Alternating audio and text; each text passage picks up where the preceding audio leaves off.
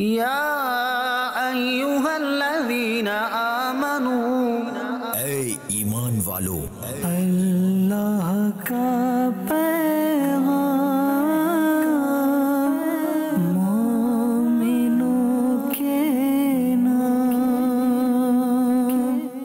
الحمدللہ رب العالمین والصلاة والسلام علی سید المرسلین، اما بعد فاعوذ باللہ من الشیطان الرجیم، بسم اللہ الرحمن الرحیم۔ الصلاة والسلام علیکہ یا رسول اللہ وعلی آلک واصحابک یا حبیب اللہ، الصلاة والسلام علیکہ یا نبی اللہ وعلی آلک واصحابک یا نور اللہ۔ میٹھے میٹھے اسلامی بھائیوں اور مدنی چینل کے ناظرین، سلسلہ ہے اللہ کا پیغام مومنوں کے نام۔ آج کے سلسلے میں قرآن پاک کی کون سی آیت ہے آپ کو بتاتے ہیں۔ آج سورہ مائدہ آیت نمبر پہلی ہے اور قرآن پاک کا یہ چھٹا پارہ ہے۔ پہلے اس کی تلاوت سنتے ہیں، پھر اس کا ترجمہ سنتے ہیں، اور پھر تفسیر صراط الجنان کے بڑے ہی پیارے مدنی پھول بھی سنتے ہیں۔ یا ایھا الذین آمنوا اوفوا بالعقود، احلت لکم بہیمۃ الانعام الا ما یتلی علیکم غیر محل الصید وانتم حرم، ان اللہ یحکم ما یرید۔ اے ایمان والو، تم عہد پورے کیا کرو، تمہارے لیے چوپائے جانور حلال کر دیے گئے سوائے ان کے آگے جو تمہارے سامنے بیان کیے جائیں، لیکن احرام کی حالت میں شکار حلال نہ سمجھو، بے شک اللہ جو چاہتا ہے حکم فرماتا ہے۔ اوفو بالعقود، تمام عہد پورے کرو۔ تفسیر صراط الجنان میں ہے عقود کا معنی عہد ہیں، انہیں پورا کرنے کا حکم دیا گیا۔ اس سے مراد کون سے عہد ہیں، اس بارے میں مفسرین کے چند اقوال ہیں۔ نمبر ایک، حضرت امام ابن جریج رحمۃ اللہ تعالی نے فرمایا یہاں اہل کتاب کو خطاب فرمایا گیا ہے، اور معنی یہ ہے کہ اے اہل کتاب کے مومنوں، میں نے گزشتہ کتابوں میں سید المرسلین صلی اللہ تعالی علیہ وسلم پر ایمان لانے اور آپ علیہ الصلوۃ والسلام کی اطاعت کرنے کے متعلق جو تم سے عہد لیے وہ پورے کرو۔ نمبر دو، بعض مفسرین کا قول یہ ہے کہ اس آیت میں خطاب مومنین کو ہے، انہیں اپنے عہد پورا کرنے کا حکم دیا گیا۔ نمبر تین، حضرت عبداللہ ابن عباس رضی اللہ تعالی عنہما نے فرمایا ان عقود یعنی عہدوں سے مراد ایمان اور وہ عہد ہیں جو حرام و حلال کے متعلق قرآن پاک میں لیے گئے۔ نمبر چار، بعض مفسرین کا قول ہے کہ اس میں مومنین کے باہمی معاہدے مراد ہیں۔ احلت لکم، تمہارے لیے حلال کر دیے گئے، یہاں سے حلال جانوروں کا بیان کیا گیا ہے۔ چنانچہ فرمایا کہ جن کی حرمت شریعت میں بیان ہوئی ہے ان کے سوا تمام چوپائے تمہارے لیے حلال کیے گئے۔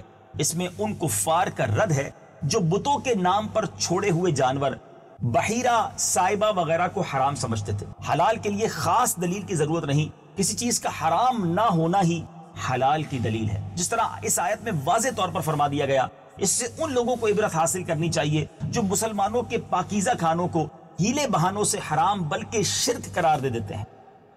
احرام کی حالت میں خشکی کا شکار کرنا حرام ہے، جبکہ دریائی شکار جائز ہے۔ خیال رہے کہ محرم یعنی احرام والے کا شکار کیا ہوا نہ محرم کو حلال ہے نہ غیر کو۔ احرام خواہ حج کا ہو یا عمرے کا، اس صورت کے آخر میں بھی محرم کے شکار کے مسائل کا بیان موجود ہے۔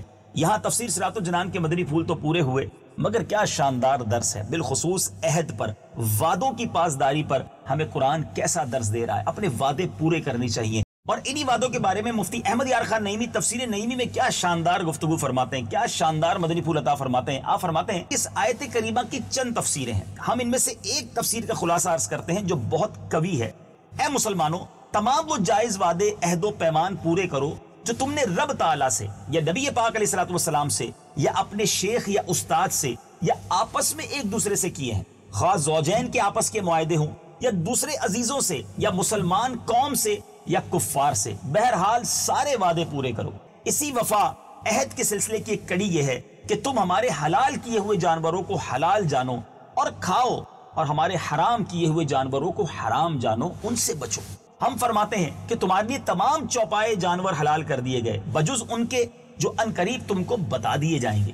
ان حلال چوپایوں میں بھی یہ قید ہے کہ بحالت احرام بھی اور حرم شریف میں بھی کسی شکاری چوپائے کو حلال مت جاننا، وہ تم پر حرام ہیں۔ ان حلال و حرام جانوروں کے متعلق کچھ چونو چرا نہ کرو، بس یہ سمجھ لو کہ رب تعالیٰ علیم و حکیم ہے، اس کے ہر حکم میں ہزارہا حکمتیں ہیں۔ جو جانور حلال کیے گئے ان میں تمہارے لیے فائدے ہیں، اور جو جانور حرام کیے گئے ان میں تمہارے لیے نقصان ہی ہے۔ خلاصہ یہ کہ چوپائے حلال جانور دو قسم کے ہیں، پالتو جیسے اونٹ، گائیں، بکری وغیرہ، دوسرے شکاری جیسے ہرن، بیل، گائے وغیرہ۔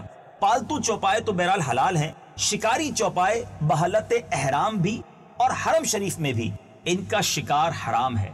رب تعالیٰ کی حکمتیں ہیں، وہ حاکم ہے، جو چاہے حکم دے۔ خیال رہے کہ مسلمانوں کے لیے خوراک و غذا نہایت ہی اہم چیزیں ہیں، کہ غذا سے نفس قائم ہے، نکاح سے نسب قائم ہے۔ حرام غذا خون، گوشت، پوشت وغیرہ کو بگاڑ دے گی، اور حرام عورت سے نکاح کر لینا نسب کو خراب کرے گا۔ میرے میٹھے اسلامی بھائیوں، بڑی پیاری باتیں اس میں ہمیں سیکھنے کو مل رہی ہیں۔ اللہ تعالیٰ ہمیں وعدوں کی پاسداری نصیب فرمائے۔ اسلام وعدے پورے کرنے کا درس دیتا ہے۔ آج کل ایک بڑا عجیب جملہ کہا جاتا ہے کہ وہ وعدہ ہی کیا وفا ہو جائے۔ نہیں میرے میٹھے اسلامی بھائیوں، مسلمان کا ہر وعدہ وفا ہوتا ہے، مسلمان کا ہر وعدہ پورا ہونا چاہیے۔ اور یہاں پر جو احرام کی پابندیوں کے بارے میں بتایا وہ واقعی سیکھنے والی چیز ہے۔ اللہ مجھے اور آپ کو بار بار حج اور عمرے کی سعادت نصیب فرمائے۔ جب بھی حج پر جائیں، عمرے پر جائیں، احرام پہننے کے بعد بندہ محرم ہو جاتا ہے اور اس پر کئی چیزوں کی پابندی شروع ہو جاتی ہے، اس کا علم حاصل کرنا ضروری ہے۔ الحمدللہ دعوت اسلامی کے مدنی ماحول میں یہ بھی سکھایا جاتا ہے کہ احرام کی پابندیاں کیا ہیں۔ مزید تفصیل کے لیے آپ بڑی پیاری کتاب امیر اہل سنت نے تحریر فرمائی مکتبۃ المدینہ سے حاصل بھی کر سکتے ہیں، دعوت اسلامی .net سے ڈاؤن لوڈ بھی کر سکتے ہیں، رفیق الحرمین، تو اس کے ذریعے بھی بہت کچھ آپ کو سیکھنے کو ملے گا۔ اللہ تعالی ہم سب کو عمل کرنے کی توفیق عطا فرمائے۔ مدنی چینل دیکھتے رہیے۔ اگلے سلسلے اللہ کا پیغام مومنوں کے نام میں ایک اور آیت قرآنی لے کر حاضر ہوں گے اور اس کے بارے میں مدنی پھول حاصل کریں گے۔ صلو علی الحبیب صلی اللہ تعالی علی محمد صلی اللہ علیہ وسلم۔ یا ایھا الذین آمنوا، اے ایمان والو، اللہ کا